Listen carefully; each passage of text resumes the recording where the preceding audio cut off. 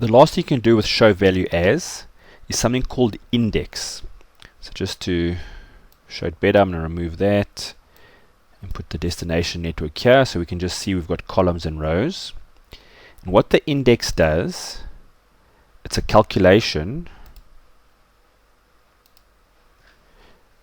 and what it does is, as per this, it applies this calculation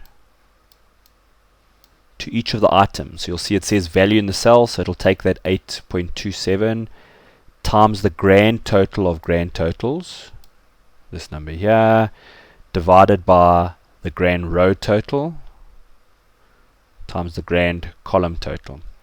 So it's a bit of a calculation to try and figure out how important that cell is overall.